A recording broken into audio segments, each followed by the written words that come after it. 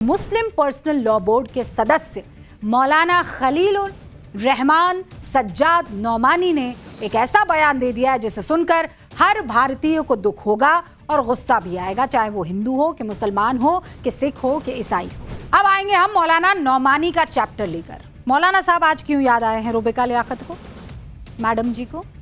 इसलिए क्योंकि मौलाना साहब ने जो उन्हें करना चाहिए था वो नहीं किया और जो उन्हें नहीं करना चाहिए था वो कर दिया। समझे? अभी समझा देते। हिंदुओं को बांटकर नौमानी जी को क्या फायदा होगा, बताइए आप मुझे। नौमानी साहब के बयान के पीछे की साजिश क्या है कि जो जातियां हैं वो हिंदू नहीं है।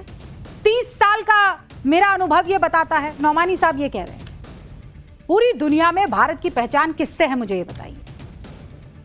किस बात की पहचान है कि यहां अलग अलग जाति अलग अलग धर्म के लोग रहते हैं।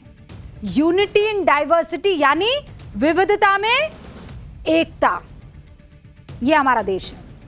यहां कई धर्म, जातियां, संस्कृति, त्योहार, भोजन, वेशभूषा अपनाई जाती है। आप जहां से मुझे देख रहे हैं, आपका तौर तरीका अलग हो सकता है खान पान का। जहां से आप सुन रहे हैं मुझे, मेरा तौर तरीका अलग हो सकता है। आप में और मेरे में तो चलिए थोड़ी दूरी है। ये जिस कैमरा पर मैं अभी इस वक्त न्यूज पढ़ रही हूं, पीछे कौन? बसंत। कहां से हो बसंत? उड़ीसा। बुलेट कहां से हो? बिहार। विश्वा उड़ीसा, दिल्ली से। मेरे यहां मेरे 4 साथी अलग अलग जगह से हैं। विविधता में लेकिन इस पूरे स्टूडियो में एकता है। यह भारत है। भारत की एकता के लिए मशहूर शायर अल्लामा इकबाल चले गए लेकिन कुछ अच्छा कह गए। सारे जहां से अच्छा हिंदुस्तां हमारा, हम बुलबुले हैं इसकी, ये गुलसिता हमारा।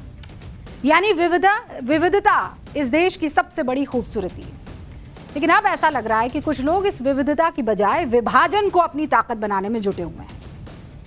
और ये आज मुझे कड़वी बात इसलिए कहनी पड़ रही है क्योंकि मुस्लिम पर्सनल लॉ बोर्ड के सदस्य मौलाना खलील रहमान सज्जाद नौमानी ने एक ऐसा बयान दे दिया है जिसे सुनकर हर भारतीय को दुख होगा और गुस्सा भी आएगा, चाहे वो हिंदू हो कि मुसलमान हो कि सिख हो कि ईसाई हो।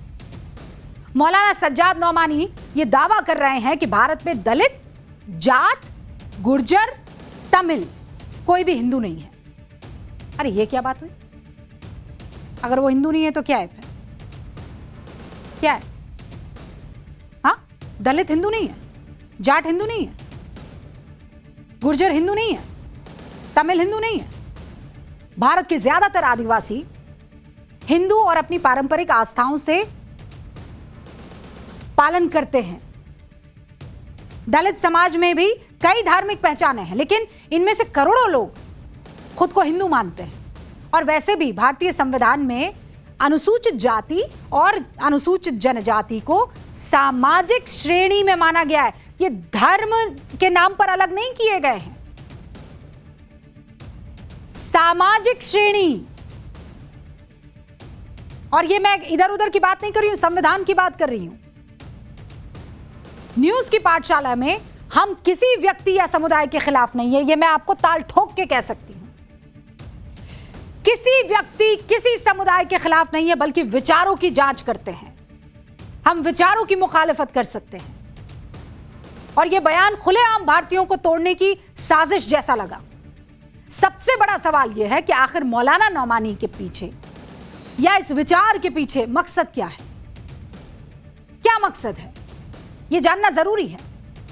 लेकिन अब आप ये सोच रहे होंगे कि मैडम मौलाना सज्जाद नौमानी ने बयान क्या दिया है, और ये सब लोग जब सुन रहे होंगे तो वो आंखें फाड़कर मौलाना सज्जाद को कह रहे होंगे, भैया गजब कर रहे हो, हम हिंदू और आप हमको बता रहे हो हम हिंदू नहीं है।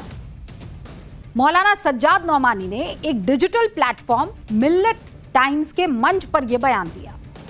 अब कितनी अजीब बात है, मौलाना साहब ने एक ऐसा मंच जो मुस्लिम श्रोताओं के लिए बना हुआ था कि भाई वहां पर उनके चैलेंजेस के बीच में उनके चैलेंजेस को लेकर बात होगी, वहां पर हिंदुओं के बारे में वो बयान दे रहे थे। अब सवाल यह है कि अचानक मौलाना साहब को हिंदुओं की इतनी चिंता काहे हो गई, जबकि मुस्लिम समाज की जो स्थिति है वो मौलाना नौमानी बहुत अच्छे से जानते हैं कि बहुत खराब है। मुस्लिम समाज में जातियों को लेकर ऊंच नीच का भेद है और ये किससे छुपाने की कोशिश हो, इसके बारे में क्या नौमानी साहब को बात नहीं करनी थी? मुसलमानों की दुर्दशा जो है उस पर क्या मौलाना साहब को बात नहीं करनी चाहिए कि हमारे क्या चैलेंजेस है, कौम को कैसे आगे बढ़ना है, महिलाओं को क्या क्या करना चाहिए, उनकी तरक्की के लिए हमें क्या करना है, हम जो ये कौम को रिलेट करते हैं या कौम से ताल्लुक रखने वाले लोग हैं, हमें क्या क्या करना होगा, इस पर बात करने की बजाय उंगली कर दो सामने की तरफ। सच्चर कमेटी की रिपोर्ट पर क्या मौलाना साहब को बात नहीं करनी चाहिए? क्योंकि सच्चर जो कमेटी की रिपोर्ट है वो ये कहती है कि साल 2006 में आई इस रिपोर्ट में पहली बार भारत के मुसलमानों के बुरे हालात के बारे में बताया गया। 2005 में मुसलमानों की सामाजिक, आर्थिक और शैक्षणिक स्थिति को समझाने के लिए जस्टिस राजेंद्र सच्चर की अध्यक्षता में एक समिति का गठन किया गया। 30 नवंबर 2006 को सच्चर कमेटी द्वारा तैयार इस रिपोर्ट को लोकसभा में पेश किया गया।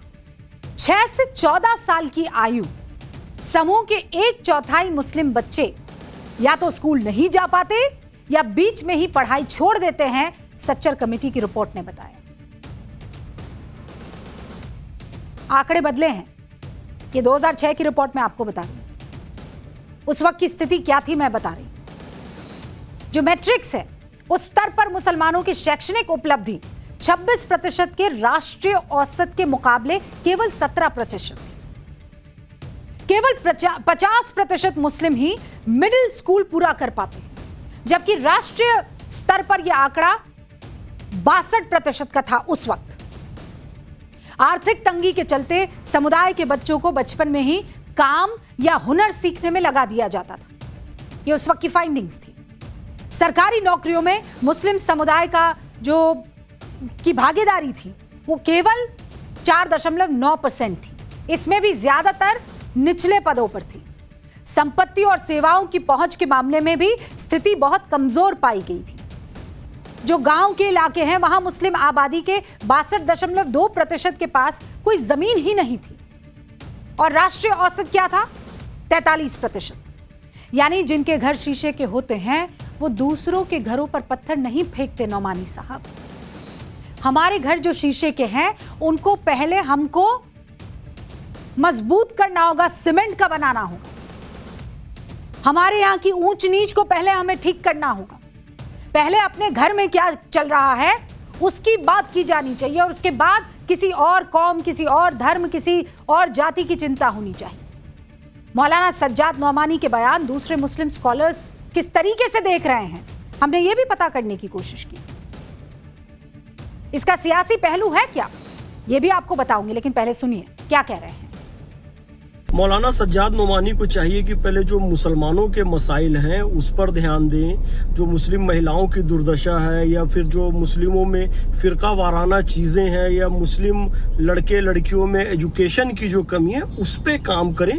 हिंदुओं के बारे में कुछ भी ना बोलें कि हिंदुओं का जाट कौन है, कि दक्षिण भारतीय हिंदू नहीं है, कि आदिवासी हिंदू हैं कि नहीं। ये सब सुलझाने के लिए हिंदुओं के पास बहुत सारे महामंडलेश्वर हैं, शंकराचार्य हैं, बहुत सारे साधु संत हैं।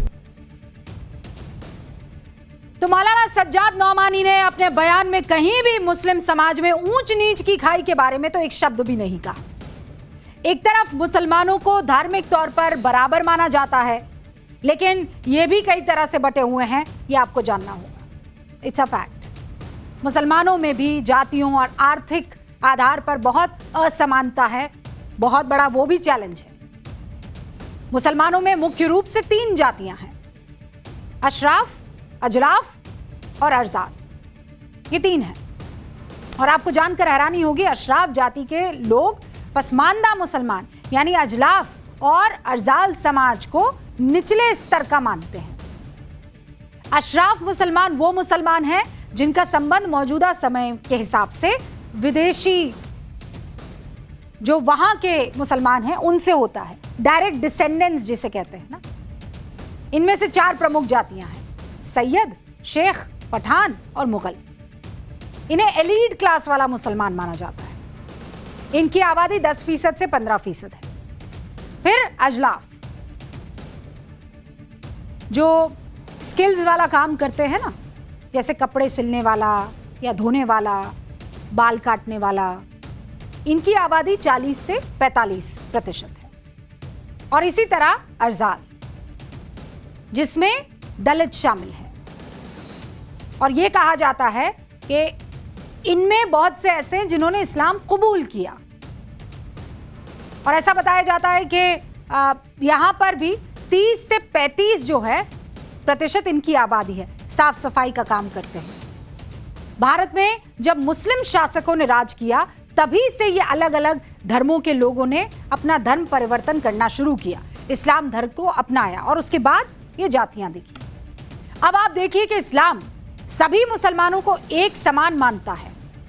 मतलब अगर नमाज जब आप पढ़ेंगे तो एक लाइन में पढ़नी होगी, उसमें यह नहीं देखा जाएगा कि कौन राजा है, कौन रंक है, कौन अजलाफ है, कौन अशराफ है, कोई भेदभाव नहीं है। लेकिन आम तौर पर अशराफ जाति के ज्यादातर लोग जो निचली जाति के मुसलमान हैं उनमें शादी विवाह करने से बचते हैं। पूछे जाएंगे और ये कोई और नहीं पूछ रहा, और आप ये कतई नहीं कह सकते कि यहाँ हिंदू मुसलमान हो रहा है। यहाँ पर नौमानी साहब से कुछ कड़े और सीधे सवाल पूछे जा रहे हैं और कोई और नहीं पूछ रहा है। कौम से ही ताल्लुक रखने वाले वो तमाम मुस्लिम स्कॉलर्स पूछ रहे हैं।